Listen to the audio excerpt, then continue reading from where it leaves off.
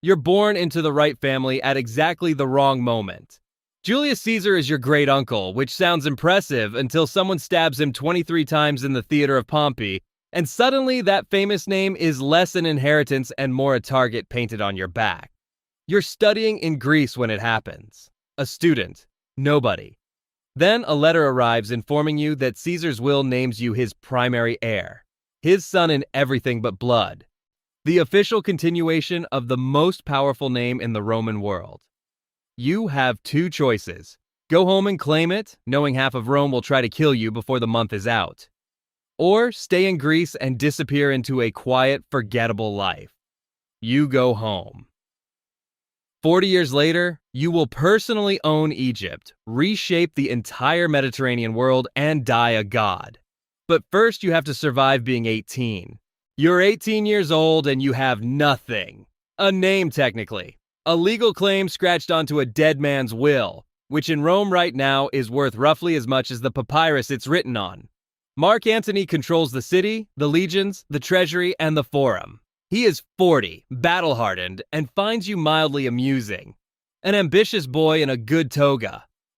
He'll deal with you when he gets around to it. You don't wait to be dealt with. You travel to Rome and start calling in Caesar's debts in person, pressing former allies for money owed to a corpse, converting loyalty into coin and coin into soldiers. The air in the city smells like ash and old blood and something sharper underneath, the particular stench of a power vacuum. You breathe it in and start spending. Nobody lends an 18-year-old money to raise a private army. You do it anyway, on a name and a letter. It works. The Senate decides you're useful. They hand you military authority you were never entitled to, aimed at Antony like a weapon, fully expecting to take it back once the work is done. They will not retrieve you. The alliance with Antony doesn't make you safe. It makes you dangerous. The three of you divide the Roman world like men settling in a state over a cold supper. Octavian, Antony, Lepidus. The second triumvirate. It sounds administrative. Within weeks, you are producing proscription lists. 300 senators, 2,000 equestrians, names written on wax tablets, death delivered in alleyways. Their property goes to the treasury. So if their heads go on display in the forum, you can smell the forum from 3 streets away in August. Cicero's name goes on the list. The greatest orator Rome ever produced, the voice of the Republic, a man who wrote beautifully about the responsibilities of power. You are 19 years old and you do not object. Philippi ends the Republicans, Brutus and Cassius are dead. Then the alliance fractures, the way all alliances do, slowly and then completely. Antony goes east. He finds Cleopatra. He finds a reason that isn't you. The war that follows ends in a single afternoon off the coast of Actium. His fleet breaks. He runs. They are both dead within the year, and the ground in Alexandria is wet and the flies are thick, and none of it troubles you for long. You are 32 years old. There is no one left. You could call yourself king. The word exists. The precedent exists. You don't. Instead, you walk into the Senate and hand the power back. Carefully. With the correct expression of reluctant civic duty on your face, which you have been practicing. The Senate panics immediately and begs you to take it back. You accept humbly because what choice does a humble servant of the Republic have? They produce a new name for the occasion. Augustus, the revered one. Not a title, just a word. You can feel them watching you as you accept it. You smile appropriately. What you actually hold, tribunician power, which makes your person legally untouchable. Proconsular imperium, which means every governor and every legion answers to you. Control of the treasury, Egypt, and the grain supply. On paper, you are simply the first citizen. Princeps. A senior colleague burdened with unusual responsibilities. Yes, you see exactly what is happening here. So does everyone in that chamber. Nobody says so because the alternative is another generation of young men bleeding out in foreign fields. And Rome's mothers have had enough. So the Senate performs the Republic. You perform humility. The people applaud. And the Republic breathes on technically, which is to say it doesn't breathe at all. You have been in power 15 years. Time to make it look like it was always this way. The era Paches rises first. an altar to peace carved in white marble, your family rendered in procession like figures from a myth that hasn't quite happened yet. Then the Forum of Augustus, the Temple of Mars, the mausoleum you commission for yourself before you're 40, because you think about these things constantly and the stone is cold and smooth and permanent in a way that living men are not. You reportedly said you found Rome a city of brick and would leave it a city of marble. You put it in writing yourself for your own funeral documents. That tells you something about the kind of man you have become.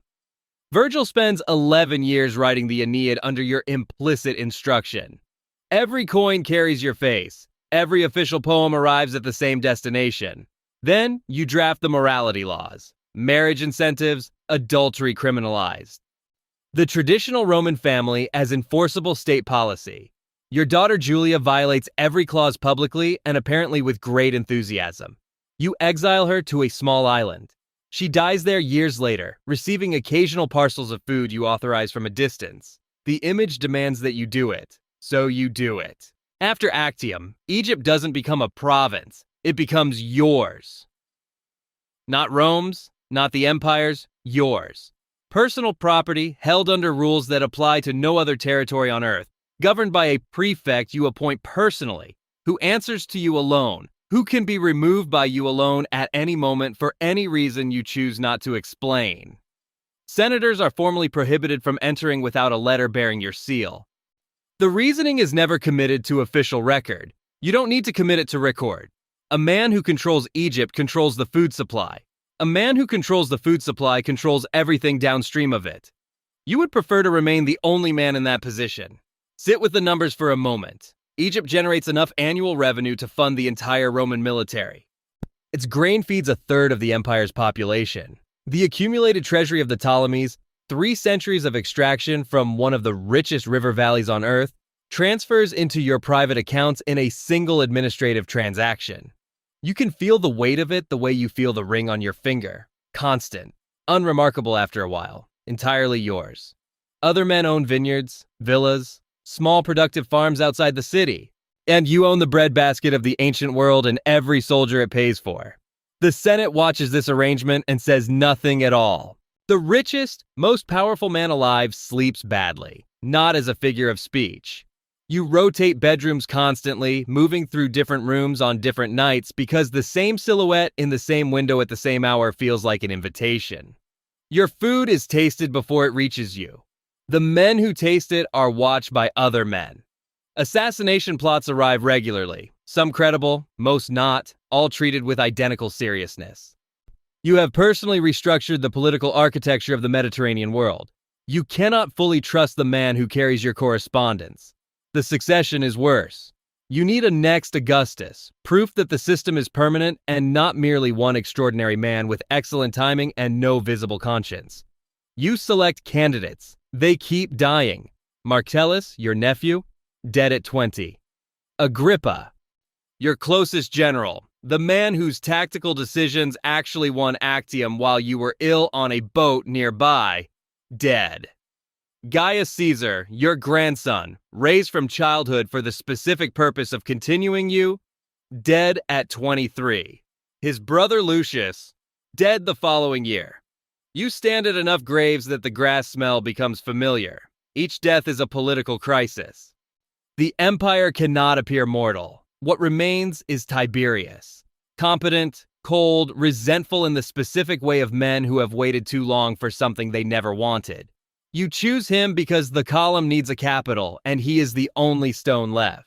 The people adore you. You are absolutely alone. You're 70 years old and the empire has never run more smoothly. This is not straightforwardly good news. The machine doesn't need you anymore. It needs the image of you, the face on the coin, the name at the bottom of the document, the idea of Augustus persisting like a smell in a room after the person has left. The actual you. The one who hasn't slept a full night in 3 decades and knows exactly where the bodies are because you signed the orders is largely optional. You have built something that will outlast you by 5 centuries. You can feel it running without you the way you can feel a river through the soles of your feet. Constant, indifferent, continuing. So you write, the res gestae. a catalog of your achievements in your own words, intended for public inscription at your death. Roads built. Enemies defeated. Grain distributed. 82 temples restored in a single year, you note precisely, because the record must be correct and you have always kept records. You are composing your own obituary as an administrative document. It seems entirely appropriate. Livia manages the household, the correspondence, the people who require managing. You let her. Tiberius waits in the background with the patience of a man who stopped enjoying the wait years ago. You know what comes next. There is nothing left to do about it. You die on August 19th, 14 AD in Nola. Not Rome, not Egypt, not marble. A small, unremarkable town in Campania where the streets smell of dust and livestock and nothing in particular, which is where the most powerful man in history quietly runs out of time. Your last words are for Livia. Live mindful of our marriage, and farewell. 51 years. You administered an empire of 60 million people, and in the final moment, you speak like a husband saying goodnight. You can decide for yourself what to do with that. The Senate votes you a god within weeks. Temples are commissioned, priests appointed. The month of Sextilis is renamed August after you, because the calendar itself should carry your mark, and now it always will. Tiberius steps into the mechanism, and the mechanism continues running, which is exactly what you designed it to do. Which means the last thing the empire needs from you is to keep dying so the transition can proceed cleanly. Your name travels further than your legions. Kaiser, Czar, Augustus. 3 languages, 20 centuries, the same word. You never once called yourself emperor. History made you the first one anyway. Somewhere in the empire tonight, a child is being born into the world you built. They will never know another kind.